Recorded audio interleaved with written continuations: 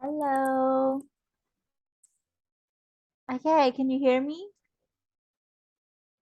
Hello. Hello. Okay, can you hear me now? Yes. Okay, so did you just come back from class or something? Now I just recently wake up. Okay, you just recently woke up.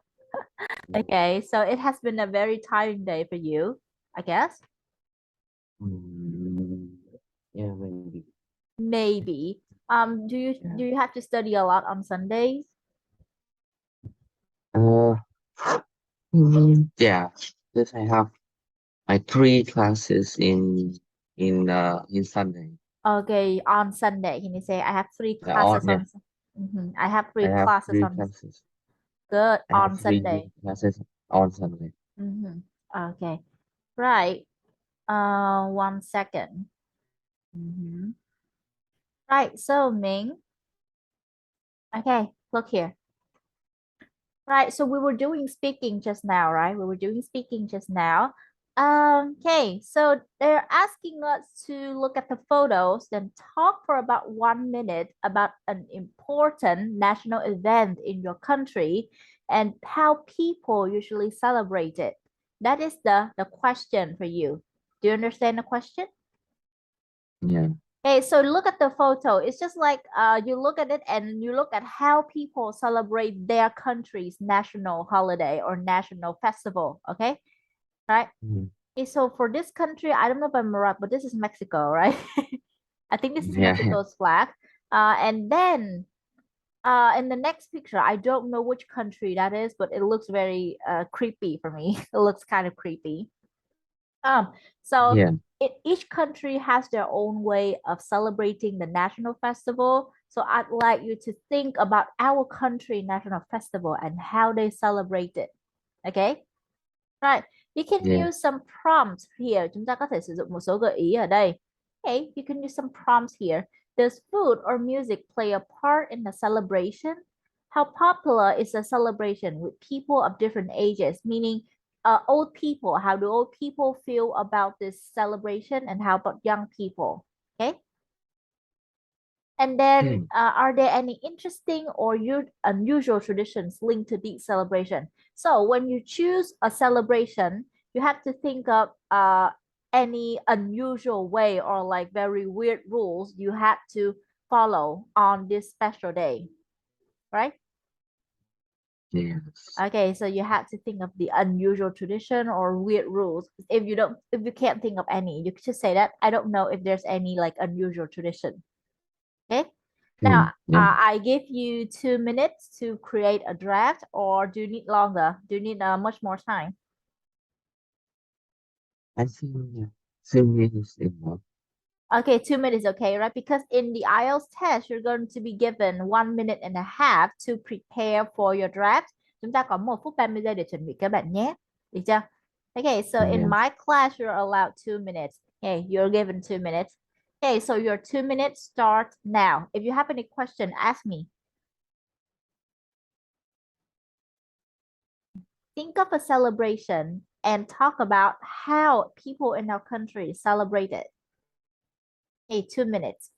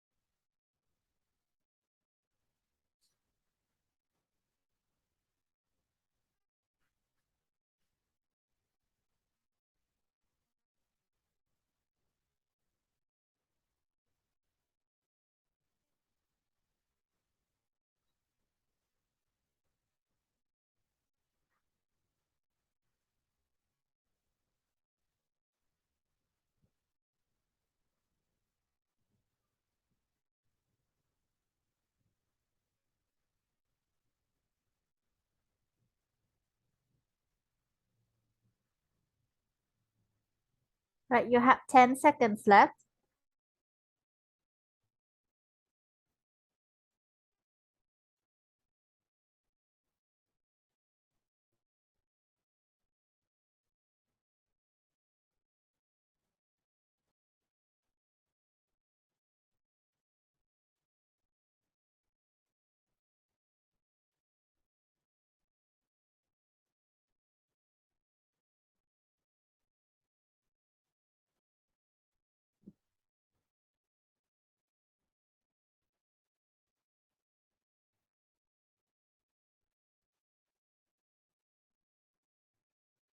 Right, okay, so your 2 minutes is now over. Are you confident with your draft? I don't think so. You don't think so? Okay, so let's just okay, I give you 1 more minute to look at your draft, okay? And then after that 1 minute, please present your ideas to me. I think like, because I can still talk about it. I'm not sure it's good, you know. Oh, so you mean that you can talk right away? Yeah, I can Uh, speak now. okay, okay. Now please talk about celebration. Okay, talk about a celebration, a national celebration. Well, I think in the time when people, every family live, will know this like the national festival because it's one is the most important holiday in our country, and it's called Tet holiday, and we celebrate it yearly in like the February yearly, and well, it has many traditional food occurred in the holiday, like particularly like chung cake. Chung cake is a kind of a cake, uh, but it looks square and kind of green. Well, we usually buy peach blossoms in from the market and bring it to home to make uh to make our house become prettier, and this also represents the lucky young people it- like especially kids are usually receives lucky money uh from old people. The lucky money uh is always put in a card, a red card, which represent lucky too. Well, the normal thing, like the modern thing that we always do in our holiday is family reunion and clean the house too. Uh, I don't think we don't have any unusual tradition linked to this celebration. Okay, right. So for starter, you follow the prompt, then that is a good thing. Bây giờ chúng ta đã đi theo cái gợi ý rồi và nó giúp chúng ta hình thành lên được những cái ý tưởng rất là hay cho cái bài của mình. Okay, second, about vocabulary. I realized that you did use the way to explain a word that you don't really know the meaning, right? Chúng ta có sử dụng cái cách mà giải thích từ mà chúng ta vừa hôm qua mới học xong, đúng chưa? Especially when you mentioned chung cake. Right, so for many foreigners, they don't know what chung cake is, so you have to describe it to them. Khúc này thì chúng ta giải thích cái description của chung cake chưa có rõ này, xíu nữa cô sẽ hướng dẫn mình ha. Rồi, chúng ta có nhắc đến cái việc mà trong cái ngày lễ này thì rất nhiều loại thức ăn kiểu như là được bày trên mâm cỗ đúng không? Nhưng mà chúng ta đang sử dụng từ occur, và food does not go with occur. Đó, chúng ta biết occur là gì Minh? Occur is another word for happen. Ah, Um, okay. So happen. What happened? Event happen, right? So you say that holiday occurs. I agree. But when you say food occurs, no, it's not an event. Food is object while that is event. Do you agree? Yes. Okay, so when you want to say, okay, um, there's a lot of food in this holiday in this celebration. You can just say, like on this day, we will be serving like special food, okay, that you only eat on this day, đúng chưa? During this celebration. Okay, on this day, we will be serving food that is special to this holiday only. Đúng chưa? Đó. And then you talk about how children receive lucky money, right? Okay, and I like Yes. that you mentioned what lucky money represent for, đúng chưa? Chúng ta còn nhắc đến việc mà cái lucky money nó đại diện cho cái gì. Chúng ta có thể nói là the lucky money the children receive on Tết holiday is a symbol of luck, đúng chưa? Is a symbol of luck of wealth. Chúng ta có biết từ wealth không nhỉ? Wealth. Off. Yeah, wealth like this. Wealth is like Um. richness. Wealth Yes. is another word for richness. Okay. Yeah. Okay, good. Right. So you say that food, like when you say that the lucky money is put in a red card, and that is not a red card, mean is an envelope. Envelope. Sorry, envelope. Red envelope. Mhm. Thiệp. Thiệp. Yeah. Can you say it again? The lucky money is always put inside a red envelope. Red money is always put in a red envelope. Okay, good. Right. And you use the word yearly to describe the Tết Yeah. holiday, right? Yeah. I remember the word. I remember the word every year in annually, but I don't know. I don't remember it. I Ah, want to find it. it's like you know the word, but you don't remember when you need it, right? Y- Yeah. Yeah. That's one. Okay, so can you say it again? Annually. Annually. Okay, so if you don't remember the correct word, you have to use a replacement. We talked about it yesterday, right? Okay, so Yeah. a replacement for annually is to use every plus the period of time. So every week meaning weekly, every month meaning monthly. Okay, you can use the replacement like that. Okay, so back to the description of chun cake. So you mentioned chun cake as a traditional dish that is only served during Tết holiday, right?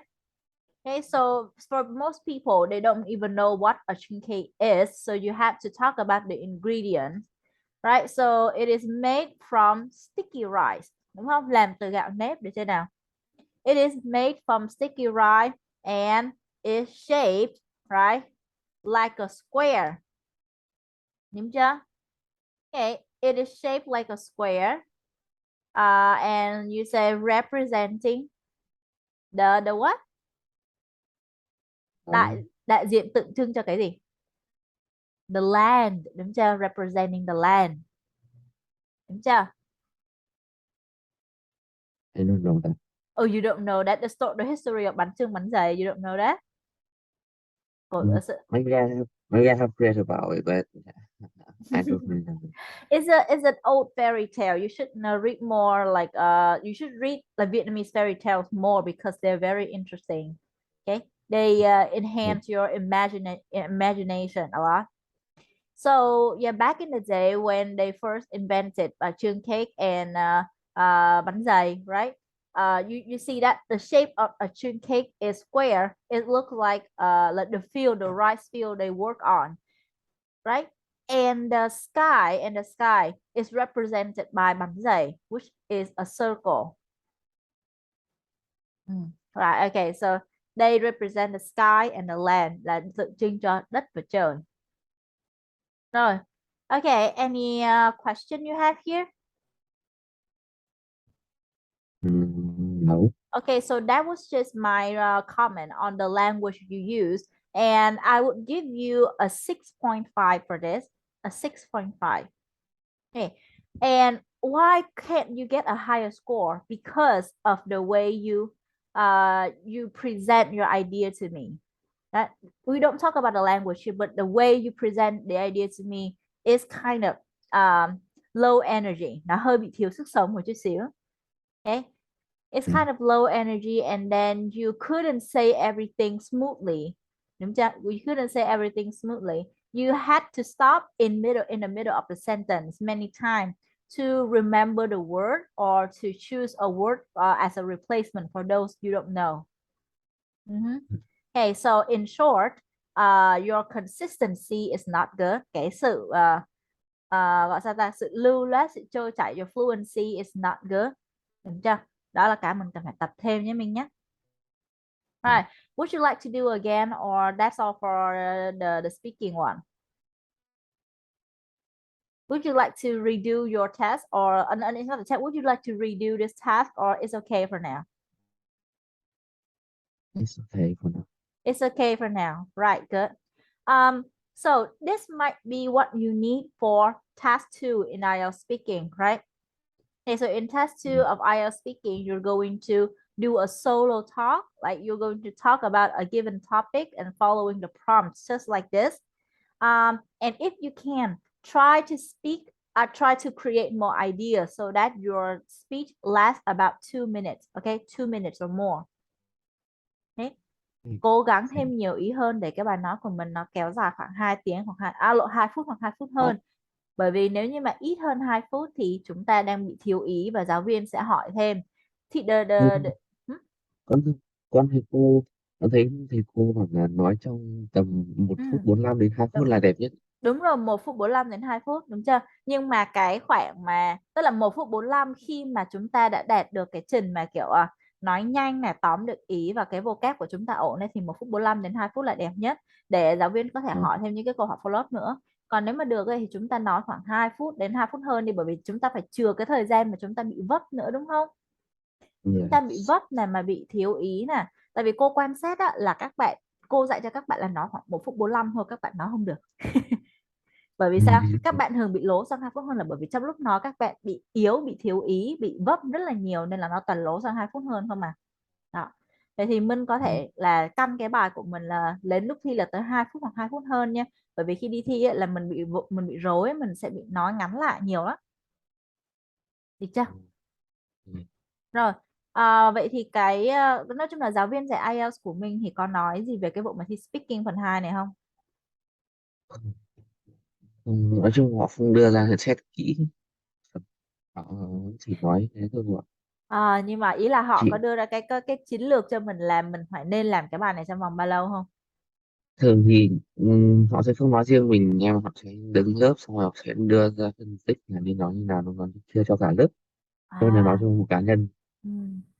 Rồi vậy thì Còn mình nhận mình họ, mình và nhớ lời còn cô nhé. họ Nhớ cái và mức mà 2 phút cho cô, nhớ cái time lock là 2 phút. Khi mà mình nói được 2 phút rồi là mình hiểu là ok, là mình nên kiểu như là nhanh chóng là mình kết thúc cái ý của mình, được chưa? Bởi vì là nó cho hình như là mình không được, mình có đồng hồ ở trong phòng thi thì phải, mình có đồng hồ ở trong phòng thi được đem vào luôn. Thì chúng ta căn thử coi là từ lúc bắt đầu nói cho đến lúc mà kết thúc cái bài nói của mình ấy, hoặc là không, chưa cần hết đúng không, đến lúc mình nó chạm đến ngưỡng 2 phút rồi ấy, là mình đang ở đâu. Đó, nếu như mà 2 phút mà mình vẫn chưa nói xong ấy, thì mình nhanh chóng mình chuyển ý để nói hết luôn, bởi vì sau 2 phút là bắt đầu giám khảo sẽ để ý đến thời gian và người ta sẽ có thể cắt ngang mình. Đó. Rồi, ok, rồi, thank you.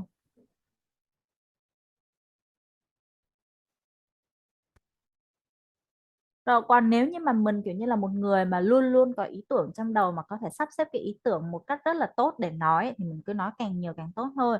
Còn những bạn mà đang gặp cái vấn đề về ý tưởng ấy thì nên cô mới bảo là ok, hãy soạn một cái dàn bài trong đầu mà làm sao mà cho mình cảm thấy là mình có thể nói được trong được khoảng 1 phút 45 đến 2 phút. Bởi vì từ 1 phút 45 đến 2 phút nó có nhầm hơn nhau 15 giây thôi. 15 giây đấy chúng ta sẽ để vào cái việc gì? Việc nói vấp hay là việc mà kiểu như là các bạn không nhớ ra ý, thì từ từ nó cũng sẽ thành 2 phút hoặc 2 phút hơn thôi. Nhưng nếu mà nói 2 phút hơn 2 phút mà chưa hết bài ấy, thì đó là lỗi của mình. Đúng chưa? Rồi, ok. Right, so if you don't have any questions about the speaking lesson, and I guess we can end it here, okay? Right, so in the speaking lesson, we learned about the how to describe an event like a special holiday, right? A special occasion, right? Okay, now we move on to the last part of Unit 3. This is workbook. No, it's not. I am looking for students' book.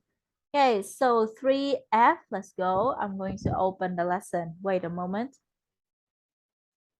Rồi, từ cái hôm mà chúng ta bắt đầu học cái chủ đề mà culture và custom này, chúng ta thấy là mình học được nhiều thứ mới hơn không? Yes. Yeah, thank you. Okay. Now, let's see. Okay, hold on. I'm trying to open this because it's kind of laggy. Okay, right, good. Now, let's go. Okay, right. Okay, so what are we going to learn in the writing lesson? I can write a blog post. Ooh, do you know what a blog post is? Do you know what a Mm, blog post is? blog post, it kind of like complicated. It's normally just like uh they just write about some topic or describe feelings or something That's and right. post it. Describe the feeling. Very good. That's very good. A blog mainly describe the feeling, right? Like, okay, so blog used to be very different. Used to be very different. Like in older time, blogs were mostly used for how to say instruction. So if you don't know anything, you type the name of the blog, and they will have all kinds of instruction you need on there. Okay. There were Yeah. also other types of blogs like daily life blogs. So they write blog, they write their feeling, they write the description of their daily life there, right? Or they mainly write blogs about hey, events in their life or things like that. Okay. And now mostly blogs are used to show the true feelings.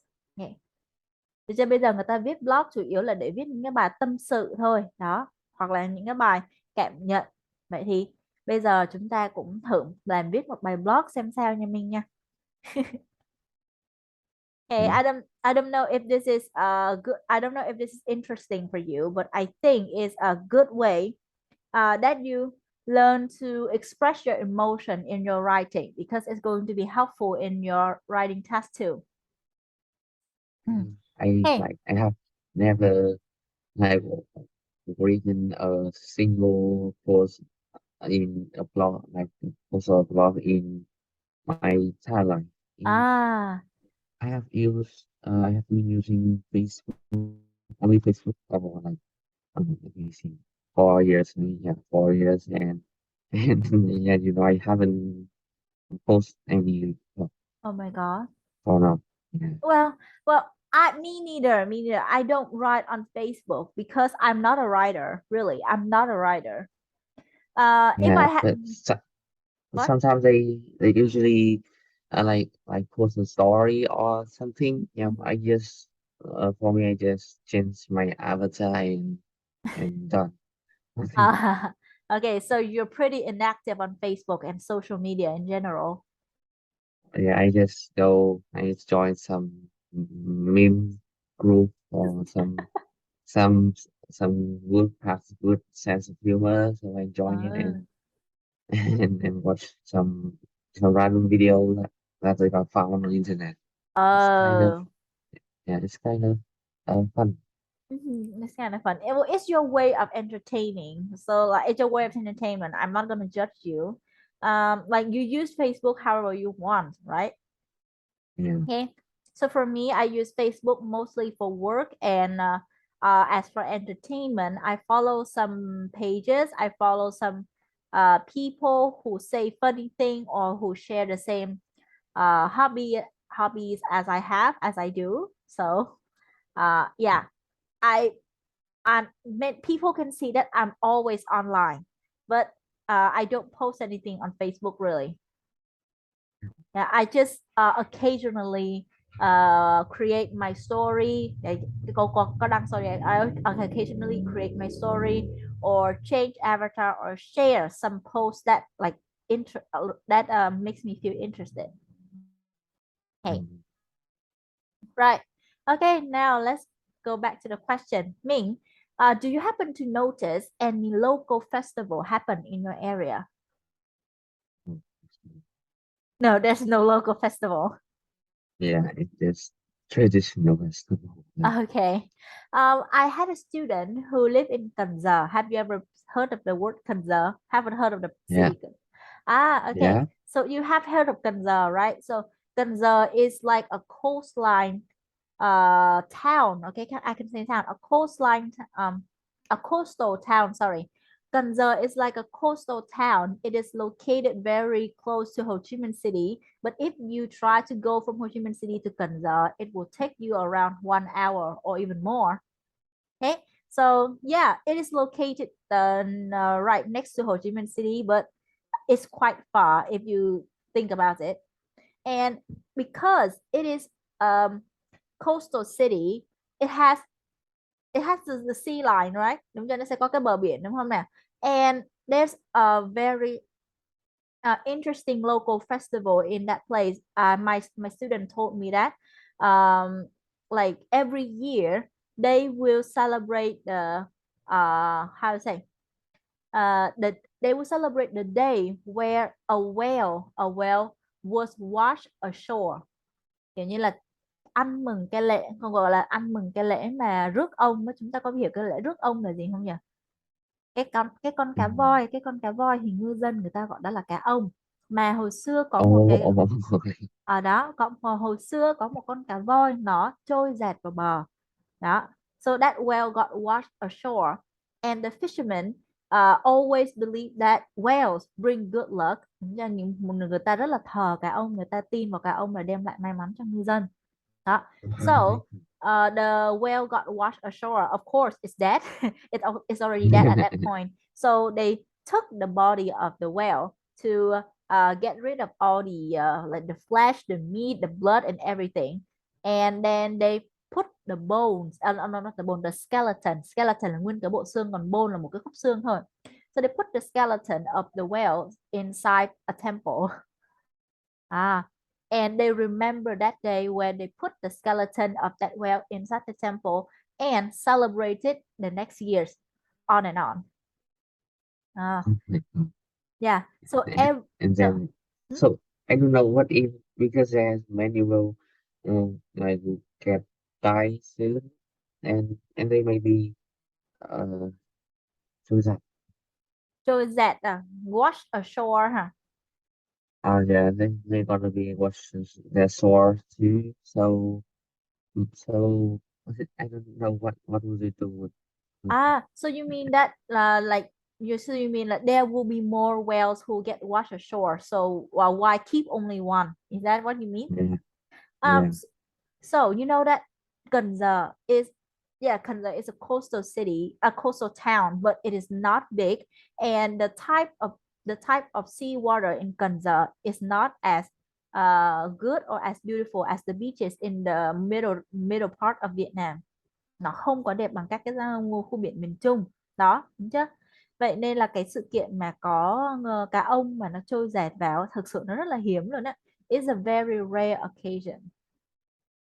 Okay, and I haven't asked her about like how about the other whales, have there been any other whales who got washed ashore just like the one that you're like you're praying to right now? I haven't asked that question, but yeah, that's a good one. That's a good one. I'll ask her next time. Okay, so this is a local festival, right? Because the government doesn't recognize this and they don't make it a national festival for everyone to celebrate. This is just a local festival that is celebrated only in Cần Giờ, only in her area. Okay, so every year on that day, people will gather around the temple of the whale, and then like they dressed up, they do some kind of like a parade, and they sing, dance, and have a big meal for everyone. Okay, Mm. yeah, that sounds very wonderful. Rồi, okay. So, for us CD dwellers, đúng không? Chúng ta còn nhớ cái từ CD dweller hôm bữa cô dạy mình không? No, CD dweller like this. no, Yeah, forgot. CD dweller. Okay, so please remember this word because it could be a good replacement for the word people who live in the city. Mm. Yeah. Okay, It people. it's a it is formal. Is it formal? Yeah. I'm not so sure, but because it has the word dwell, which is not a common word, or you can say an uncommon word, cái từ dwell nó rất là uncommon. Đó, cho nên thì cô sẽ không có nói nó formal, but I would say it's an uncommon word. I won't say it's formal, I say uncommon. Because I'm gonna be places for the word like citizen Yeah, in that's right. writing tasks. You can use that for citizen. But like when I heard when I hear the word whenever I hear the word citizen, I always think about the people who live in a certain city. Đó. So for example, I always use Hồ Chí Minh and its citizen. Đúng giờ là Hồ Chí Minh và những người dân trong thành phố. Okay. Yes. But for city dwellers, is it has a much broader meaning. It is used to describe the people who live in city in general. So I'm not talking about people who live in Ho Chi Minh City, who live in Biên Hòa City, who live in Hà Nội City. No, I talk about all people who live in city in all the cities in Vietnam. Mhm. Right. But okay, you can use it to like replace the word citizen. Yeah. Yeah. Okay, right. So for us city dwellers, we do not see local festivals much, right? Yes. Okay, so let's go to the next question then. Oh, okay. Sequencing clauses for describing past events. Rồi, chúng ta hiểu cái sequencing clauses này là gì không? Okay, Uh, sequentially. Yeah. sequence đó là chuỗi, một chuỗi. Đó rồi nói chung á, là khi mà viết văn đúng không, thì nếu như mà có viết cái kiểu mà kể chuyện á, tự sự đúng không, thì chúng ta sẽ gặp cái trường hợp mà khi mà chúng ta muốn nói một cái sự việc xảy ra trước hay một sự việc xảy ra sau cái sự việc A này, mà chúng ta cần có một cái sự kết nối để cho mọi người biết rằng đây là trình tự xảy ra những cái câu chuyện này, đúng chưa? Đó, vậy thì chúng ta sẽ phải liên tưởng đến cái sequencing clauses này. Đó, chúng ta có thể đã bắt gặp một số cái sequencing clause mà hay gặp, ví dụ như là having cộng verb 3 pp, hay là after cộng với verb in. Đó, khi mà chúng ta gặp cái having plus past participle này, chúng ta phẩy một cái thì chúng ta biết là đằng sau have và verb 3 này nó sẽ là một cụm chủ vị, đúng chưa nào? Đó, after this will be a clause, nó sẽ là một cái subject and one verb, a subject and a verb. Got it? Yes. Yeah, ok. Và chuyện gì xảy ra là nó nói đến khi mà cái chúng ta sử dụng cái having past participle này, thì cái past participle này nó sẽ nói về một việc mà đã được hoàn tất rồi, được chưa? Được chưa? Đã được hoàn tất rồi. Ok. Rồi, hoặc là chúng ta có thể hiểu là cái past participle này chính là cái hành động nó được thực hiện trước cái hành động SV phía sau này. Okay, you can look at the example. Having played football, they went home. Đọc câu này xong là chúng ta biết được thứ tự xảy ra của cái trình tự là play football hay là went home chưa? Biết chắc chắn Mm. rồi. Bởi vì having played football là chúng ta đã hoàn thành xong cái vụ đó, chúng ta mới tiến đến làm cái hành động tiếp theo, đó là they went home. Được chưa? Yeah. Rồi, và after cũng tương tự như vậy, mà cái cách xài after thì nó sao nó common hơn là cái having past participle. Okay, so you can use this in your writing. Đó, after playing football, they went home. They basically mean the same, okay? Yes. Rồi, for two actions which happen at the same time. You say a present participle. Chúng ta đã gặp cái past participle rất nhiều rồi, nhưng mà chưa ai nói cho mình biết cái present participle nó là gì, đúng không?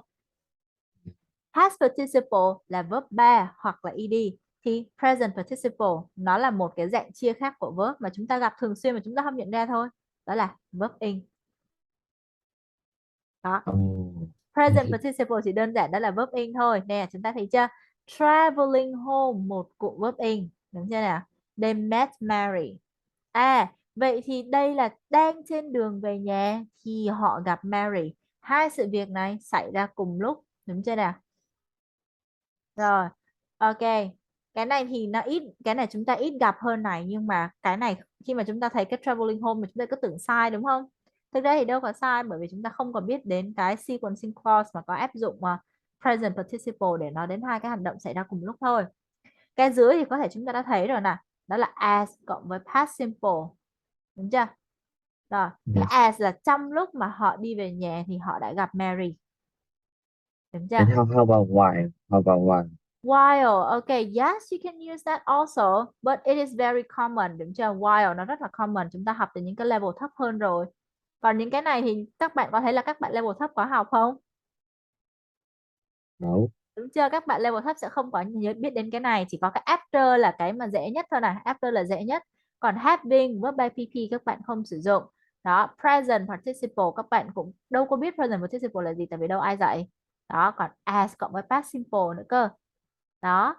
Rồi thì cái này là những cái mà chúng ta hiếm gặp ha. Rồi. The subject of the participle clause must be the same as the subject of the main clause. À, rồi đọc câu này và hiểu ra, rút ra được điều gì cho cô? Nên cái chủ ngữ của cái thứ nhất sẽ thành đồng thời cũng là chủ ngữ của cái thứ Đúng hai. rồi, chính xác. Nói chung là đồng chủ ngữ cùng một chủ ngữ đi chưa? Đó, nếu như mà chúng ta đọc cái câu dưới chúng ta thấy đây là sai hoàn toàn. After leaving the cinema là sau khi rời khỏi cinema thì trời bắt đầu đổ mưa. Thì nghe tiếng Việt có vẻ đúng đấy, nhưng mà chúng ta phân tích ra ở cái chỗ này, ở trong tiếng Anh thì chúng ta thấy nó sai hoàn toàn, đúng chưa?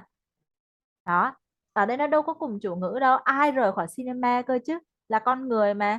Đó, vậy tại sao là số này nó lại đổi sang là it started to rain rồi, thì nó đâu phải là chủ ngữ con người nữa đâu. Rồi, tới đây mình nắm bài chưa? So how we fix this? How do we fix this? Still we want to À, we still want to say that after they leaving the thing at cinema ừm, and the sky start to rain. chúng ta How to vẫn muốn là giữ fix it? cái chữ rain đúng không?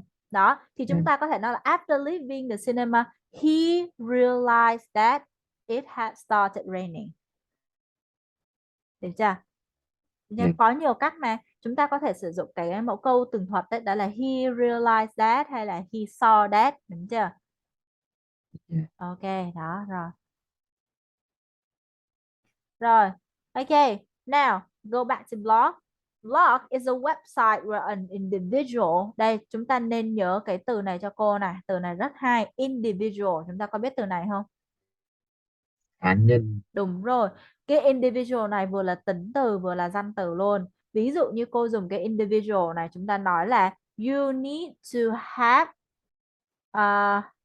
an individual goal, là chúng ta cần phải đặt ra một cái mục tiêu cá nhân, đúng chưa? You need to set an individual goal. Chúng ta cần phải đặt ra cái mục tiêu cá nhân của mình. Rồi, hay là cô có một cái từ khác. She is a hardworking individual. Ừ. Đúng chưa? Đó, thì ở Yeah. đây cô không xài person, cô không xài student, hay là cô không có gắn cho cái người này là cái chức danh gì cả. Cô chỉ gọi đó là individual, đó là một cá thể thôi, được chưa? À, cô ấy là một cá thể rất là chăm chỉ, đúng chưa nào? Đó, Yes. từ individual này rất hay, nhớ cho cô nhé. Rồi, blog is a website where an individual person or people representing an organization write regularly about recent event or topic that interest them, usually with photos and links to other website that they find interesting. À rồi, chúng ta hiểu cái định nghĩa của blog rồi ha. Yes. Now let's go. Okay. Okay, do you have time to do homework, me? I don't know. Maybe yeah. Maybe Maybe yes. yeah, maybe yes. Okay, so I will find time to send you the homework so that you could do it, and then like send it back to me on Saturday, right? Yeah. Your local newspaper published an article suggesting that a local festival should no longer take place. Okay, Yes. write a blog post outlining the advantages of the festival and describing a personal experience of it. Yes. Rồi, Cái blog thì nó đơn giản là giống như là một cái bài cảm nhận cá nhân thôi, để cho một bài cảm nhận cá nhân rất là dài. Vậy nên trong cái blog này chúng ta nên đặt cái bài blog này nó không giống như một bài báo, là bài báo là report, còn bài blog này là express, được chưa? Yeah. Đó, vậy nên là hãy nhận ra được sự khác nhau giữa hai thứ đó để cẩn thận trong lúc làm bài cho cô nhé, được chưa nào? Rồi, ok, that's all for today. It's already time for you to prepare for the next part, right? For the next class. Yeah. Okay, thank you so much for coming here today. I hope you learned something new and we will see each other again next time. See Okay, you bye next bye. week.